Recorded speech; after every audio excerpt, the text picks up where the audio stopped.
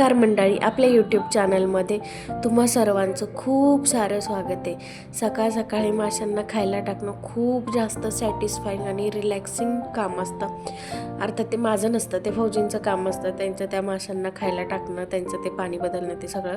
पण मला बघायला खूप मजा वाटते त्या माशांना। खूप छान आणि खूप क्यूट आहेत, अगदी असं बघतच राहावं त्यांच्याकडे, एवढे छान दिसतात।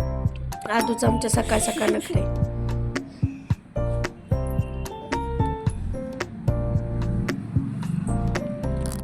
नाश्त्यात रव्याचा उत्तप्पा बनवलेला, फौजींचा आणि आदूचा सगळ्यात फेवरेट नाश्ता आहे हा। इकडे चहा उकळत होता आमच्या नाश्त्यासाठी।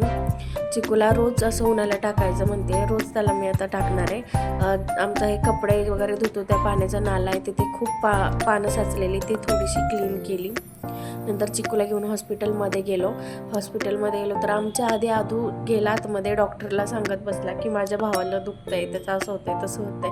नंतर आलो दवाखान्यातून, डॉक्टरांनी काही नाही औषध वगैरे दिलं, काही नाही म्हटलं एवढं सिरियस। नंतर येताना भजी घेतली, सगळ्यात फेमस भजीत आमच्या इथे।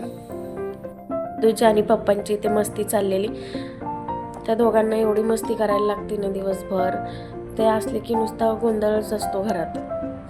आणि हा आजचा आमचा होता क्वालिटी टाईम चौघांचा। आदूला पप्पा असले की असं मस्ती घालायला पाहिजे, ह्यासाठी त्याचे पप्पा फेवरेट असतात। मम्मा अशी मस्ती घालू शकत नाही, पप्पांसोबत मस्ती घालायला कुस्ती खेळायला भेटतं, त्याच्यामुळे पप्पा आवडतात आदूला जास्त। त्यानंतर वरच्या ताईंची त्यांची हेअरस्टाईल करून दिली, त्यांचं हळदी कुंकू होतं। त्यानंतर आम्हीही आवरलं, पिलू आम्ही सगळे रेडी झालो बोरनान आणि हळदी कुंकूला जाण्यासाठी। छान असा कार्यक्रम पार पडला। क्वार्टर्समध्ये असे एका ह्याच्या बायका नसतात, सगळीकडच्या असतात, पण छान सगळं सेलिब्रेट करतात। नंतर फौजी आणि मी भाजी आणायला गेलो। खूप असं दिवसातून आम्ही दोघेच कुठेतरी बाहेर गेलो असेल, भाजी आणायलाच गेलो होतो, पण दोघेच गेलो होतो, त्याच्यामुळे बऱ्याच दिवसातून असं छान वाटत होतं। भाजी वगैरे घेतली, आठवड्याचा हा भाजीपाला घेतला की पूर्ण आठवडा थोडासा असं सेटल जातो। नंतर फ्रीज थोडासा क्लीन केला आणि भाज्या ठेवल्या। भाज्या ठेवतानाच थोडासा फ्रीज क्लीन केला जातो, नाहीतर असं जास्त लक्ष जात नाही त्याच्याकडे।